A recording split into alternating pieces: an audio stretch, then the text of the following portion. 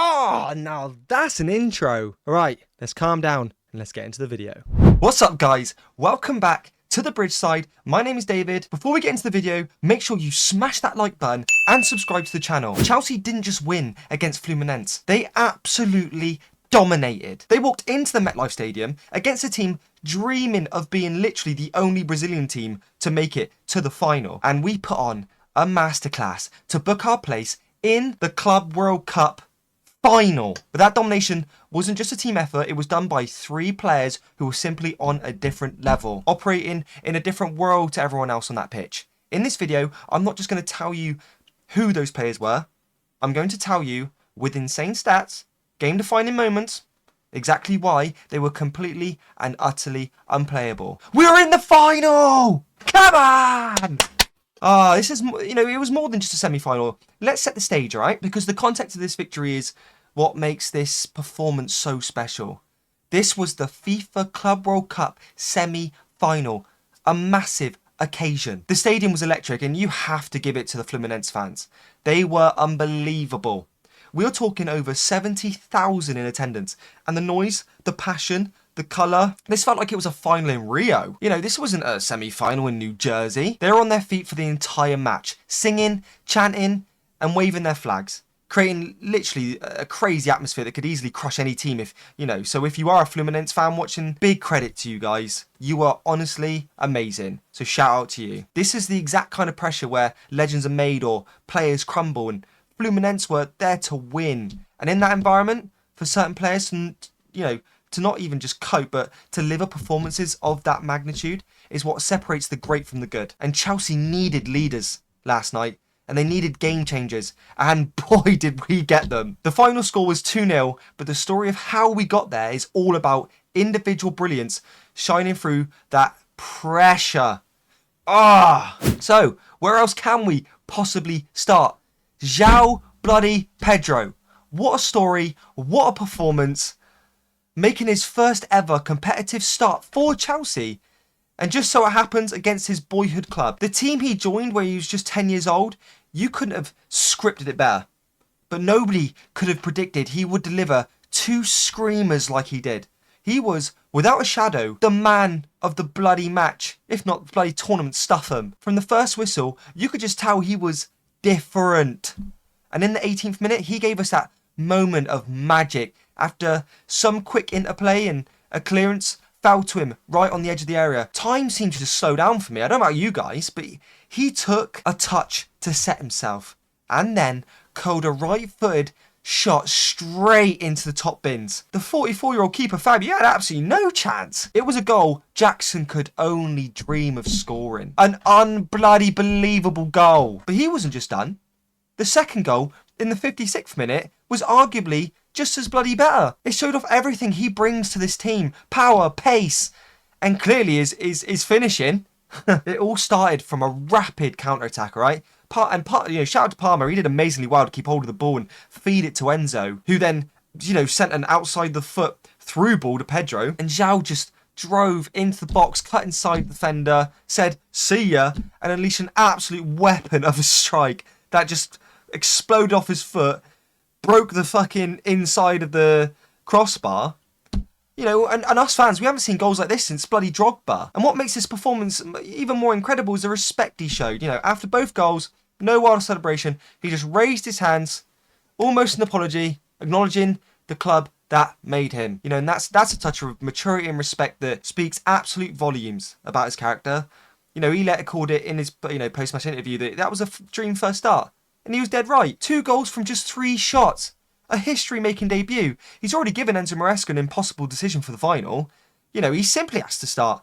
That 60 million fee is already looking like a bargain, and he just made us 20 million. Just for getting us into the final. What an absolute legend. Player number 2, Enzo Fernandez, the midfield maestro. If Joao Pedro was the main man, Enzo Fernandez was definitely up there last night. He was the midfield maestro last night. The guy quietly pulling the strings. To really appreciate his game, you have to look beyond the obvious. He was the engine of the team. He dictated the tempo from the first minute to the last. Fluminense tried to press, they tried to disrupt Chelsea's rhythm, but Enzo was always one step ahead of them. His composure on the ball was absolutely world class. you could put 3 players on him and he just wouldn't even break a sweat. He took that extra touch to find the simple pass and just kept the team breathing. His pass accuracy was immense, constantly keeping possession and making sure Fluminense couldn't get anywhere near the ball. Got the assist for the second goal. His pass was the key that unlocked the whole moment. He was the one that initiated the counter-attack, finding the space and progressing the ball forward before Joao Pedro finished the job. That's what Enzo does. He sees the game in a different way. He plays the right pass. His defensive work wasn't just as vital, it was relentless in breaking up Fluminense's attacks.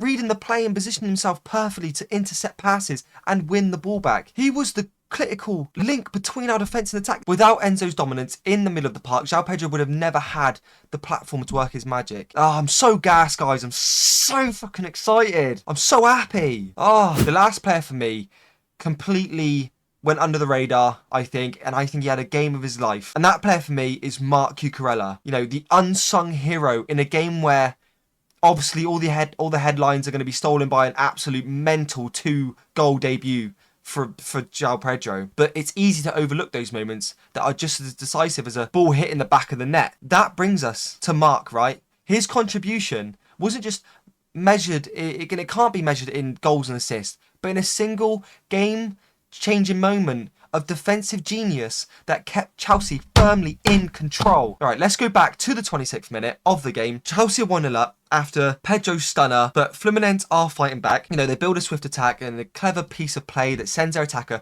through on goal, and he somewhat beats 2 defenders, but he even manages to poke a ball past Robert Sanchez, who, by the way, needs to learn how to come collect the ball and stop panicking like a deer in bloody headlights. But luckily for us, matey pokes the ball under Sanchez, and Cucurella, the Spanish legend, clears the ball off the line. For the rest of the game, he was a monster on that left side. He played with endless energy, was solid in defence, and constantly offered an outlet in attack. It's that goal line clearance that will define his performance. It was an act we used to see from the legend himself, Thiago Silva. While Pedro won us the game, you could say Marc Cucurella saved the game. So there you have it. 3 players, 3 monumental performances. Joao Pedro, the hero of his fairy tale debut with 2 goals of the highest quality. I don't think you'll see any better than that. Enzo Fernandez, the midfield maestro who controlled that entire flow of the game. And Marc Cucurella, the legend whose goal line clearance was as crucial as any goal. Chelsea are in the final of the Club World Cup. And it's thanks to these breathtaking individual displays. You know, and as fans, this is what we live for. Moments of sheer magic, raw passion. We're going to the final. You know, what did you think of the match? Who was your man of the match? Let me know your thoughts down in the comments below. And if you're buzzing like I am, do me a favour, smash that like button, hit the subscribe, and for more legendary post-match content from yourself, your boy, get ready for the final with me, whether it's against Real Madrid or PSG, but we're winning this, alright? Stay tuned for the next video. That will be out where I go through 3 players that I think will absolutely stun Chelsea, but obviously we need to find out who we're playing against first. Obviously, shout out to the likes of Caicedo, even Nkunku played well for me, Cole Palmer. Don't think I haven't missed out those guys. I just wanted to pick 3 guys that I thought played unbelievable football last night. Stick around for the next one. See you all soon. We're in the final. Peace.